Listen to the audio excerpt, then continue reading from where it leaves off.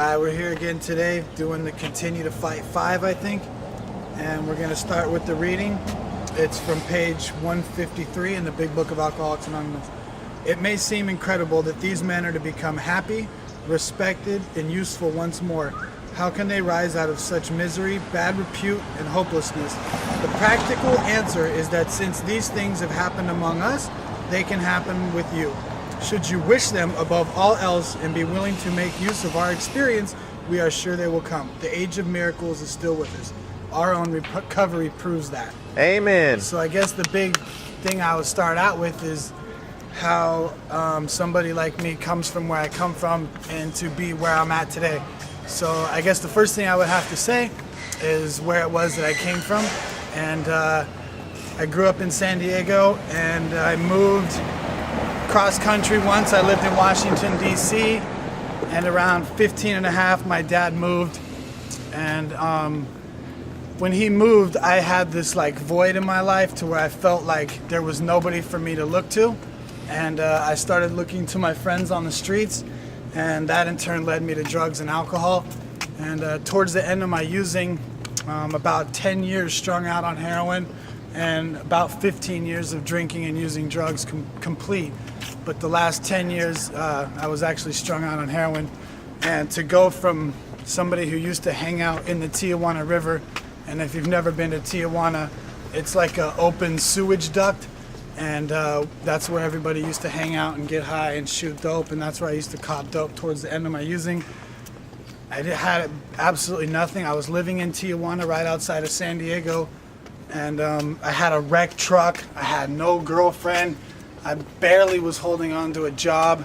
I had no hope in my life, and I basically came from a place where I felt like there was absolutely nowhere for me to go because I was so low and I was so far down that, I just felt like hopeless, completely hopeless, like there was a huge hole in my life. And one of my last days using, I was down in Tijuana, and I was sitting on the guardrail in the Tijuana River with a handful of dope. And I just had this intuition that I needed to come back over here and call my friend. And I actually drove down the street and threw like 10, 15 bucks worth of dope away, which I had never done before, and I thought it was ridiculous when I would go to meetings and people were like, I actually threw dope away, or I flushed it. I was like, that's stupid. Why would you do that? And the last day I did, man. I was driving down the street in TJ, and I was on my way back to the borderline, and I had a handful of dope, and I rolled down my window, and I knew that something had to change, so I actually threw it out the window. I threw my syringes out the window, and I get to the borderline, and I was feeling okay. And I got to the line, I crossed the border, and as soon as I crossed the border, I made a phone call to my friend who told me to come to his sober living. And I went over to his sober living, and I was talking to him, and he says, what's going to be different this time when you're getting sober? What's going to be different this time than any other time? And I told him, well, I think I'm just going to go to meetings and hang out and, the same old thing, date girls in the program and try to get it through like a relationship, which never proved to work for me before, which never really worked for me before. And he says, there's 12 steps in Alcoholics Anonymous. Why don't you try working those 12 steps?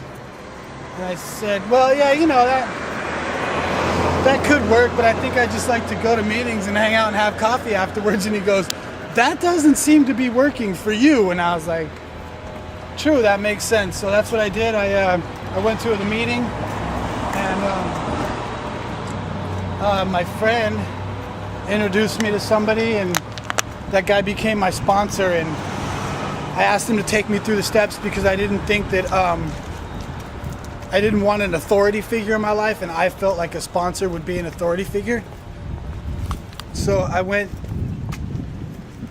down to the Alano Club in San Diego and Pacific Beach, and I asked some guy to take me through the steps. And on my 7th day sober is when I went through he gave me an assignment, and on my 9th day sober, I went through the first 3 steps. And that reading that we said is like, how is it that I've been able to hold down a job? How is it that I've been able to pay rent on time and be a productive member of society by paying my bills on time. And paying my bills on time was never something that I thought I could do. I would always pay the bills right before they turned my phone off, or right before my car ran out of gas. I would get gas, and it was always the last minute, because drugs and alcohol were always before everything else in my life. And only when it was a necessity for me to keep something, my money would go to that. So to be able to, I've been in foreign countries sober. I've been to across country a couple times sober. I bought a house sober, and it's just an amazing thing for somebody to come from where I came from, worthless and basically in the gutter, to come to somebody who's been able to live a life and be able to help other alcoholics achieve sobriety. That it's something that I wouldn't want anybody else to miss. And if you're having a trouble doing that, finding a way to manage your life staying sober, I highly suggest that you get a sponsor, start working those steps, and get involved in a community of people that you can relate to, that you can understand, that will motivate you to take these steps and continue this way of life. So that's just my little word for the day, and God bless.